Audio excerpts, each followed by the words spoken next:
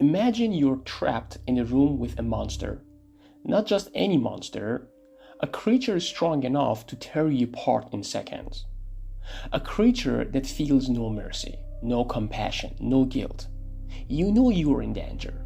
You know you're probably gonna die. But then something strange happens.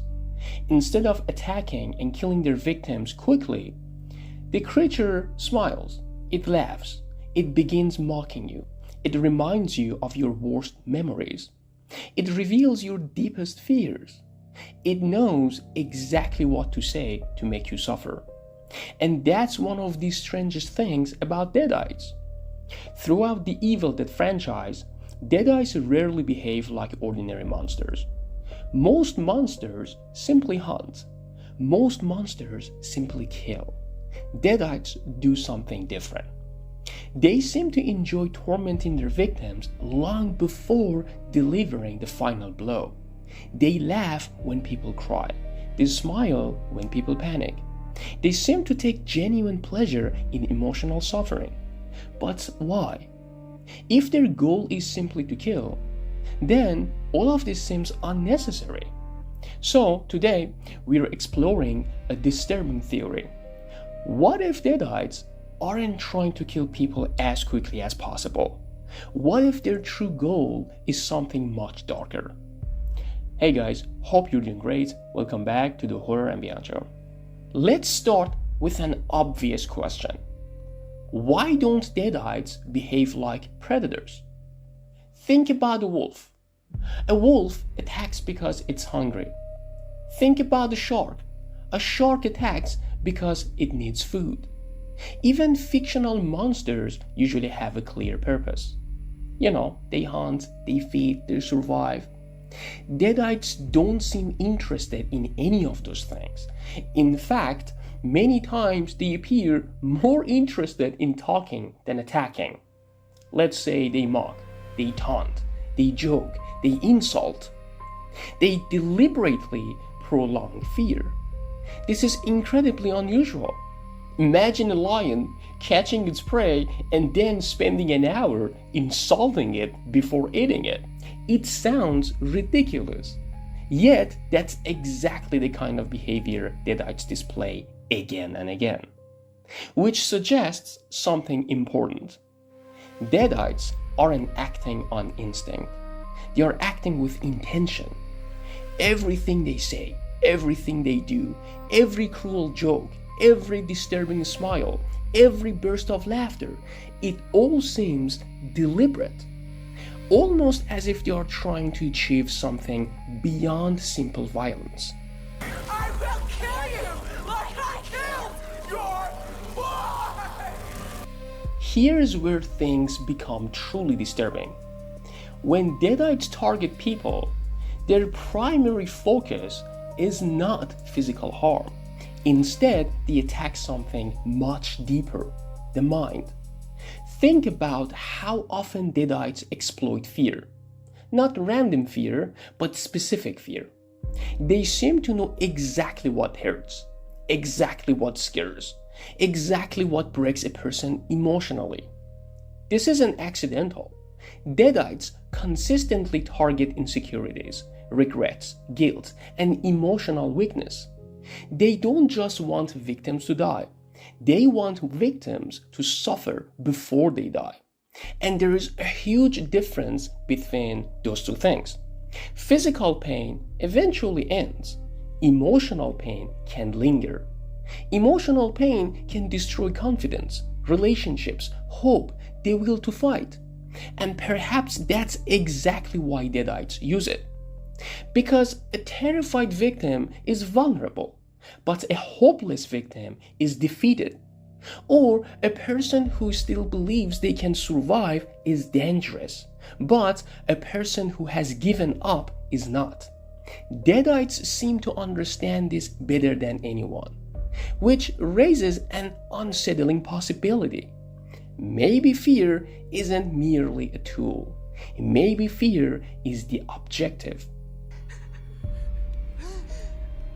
It's me.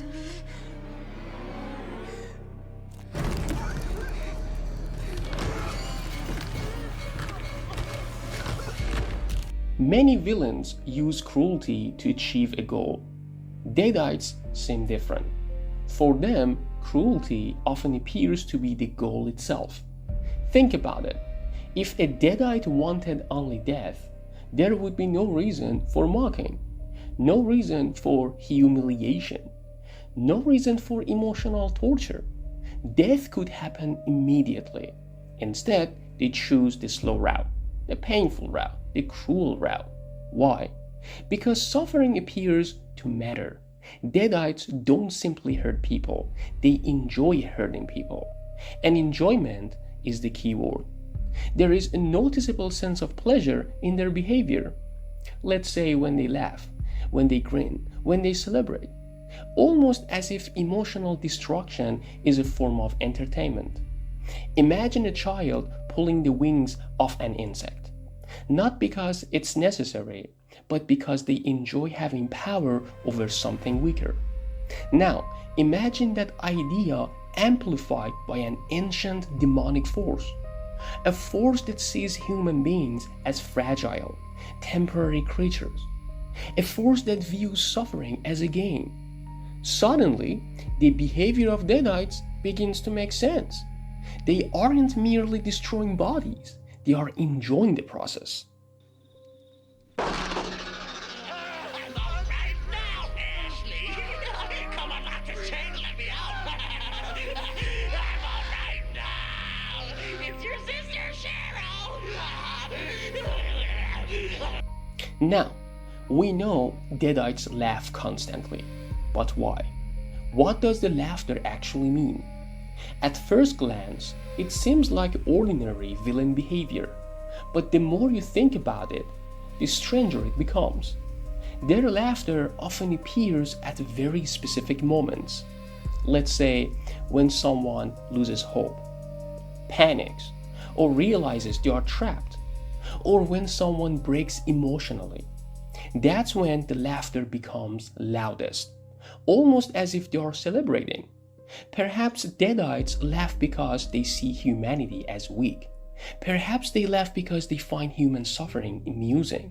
Or perhaps the laughter serves another purpose: intimidation. Imagine hearing laughter in the middle of a nightmare. Not nervous laughter or happy laughter, but cruel laughter. The laughter of something that enjoys your fear. That sound alone can break people. It creates helplessness, panic, despair. And Deadites seem to know exactly how powerful that can be. Their laughter isn't random.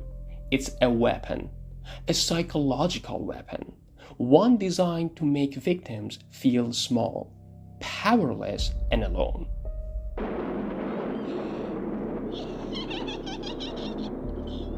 Shut up.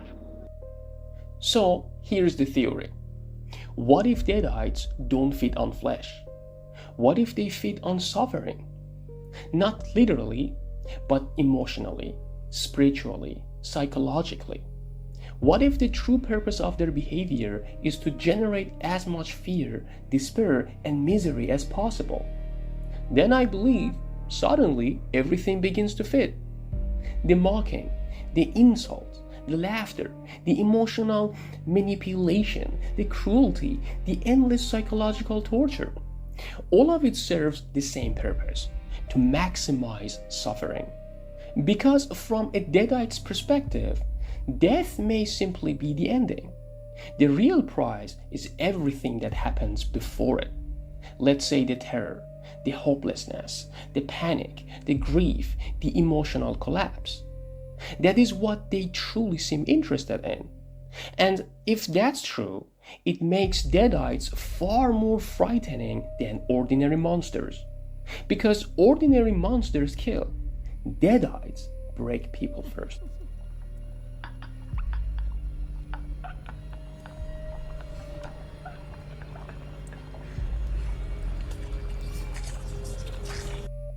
Perhaps the most terrifying thing about Deadites isn't their strength. It isn't their immortality or even their ability to possess the living. It's the fact that they understand human beings. They know what frightens us. They know what hurts us. They know what makes us doubt ourselves. And they use that knowledge with terrifying precision. They don't simply want people to die. They want people to suffer. They want people to lose hope. They want people to watch everything they care about fall apart before the end finally comes.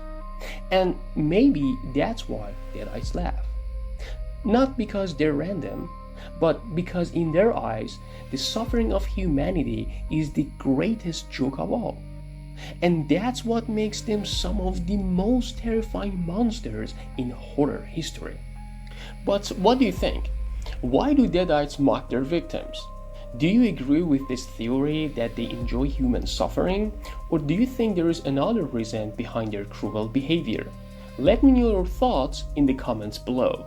And if you enjoy exploring the dark mysteries and theories of the Evil Dead universe, don't forget to subscribe to the Horror and Beyond show. Until next time, stay out of the woods.